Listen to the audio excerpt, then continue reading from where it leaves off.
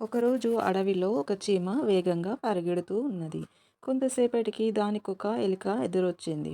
చీమ చీమ, ఎందుకంత వేగంగా పరిగెడుతున్నావు అని చీమను ఎలుక అడిగింది.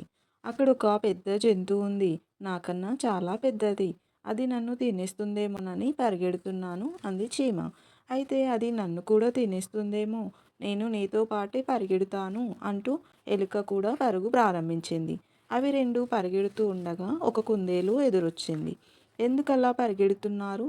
అప్పుడు చీమ ఎలుకకు చెప్పిన సమాధానమే కుందేలుకు చెబుతుంది. అవునవును అంది ఎలుక. దాంతో భయంతో కుందేలు కూడా వాటితో పాటు పరిగెడుతూ ఉంటుంది.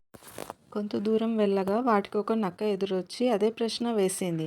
చీమ మళ్ళీ అదే సమాధానం చెప్పింది.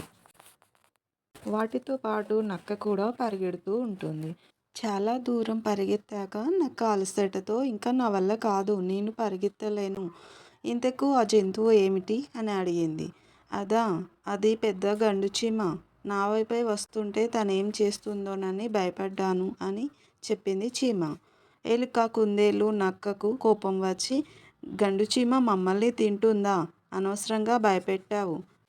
అప్పుడు చీమ, నన్ను తింటుందని చెప్పాను, మిమ్మల్ని తింటుందన్నానా అంది చీమ. నిజమే కదా అనుకున్నాయి ఎలుక, కుందేలు, నక్క. ఈ స్టోరీ నీతి, ఇతరులు ఎందుకు భయపడుతున్నారో తెలియకుండానే మనం కూడా భయపడడం అవివేకం.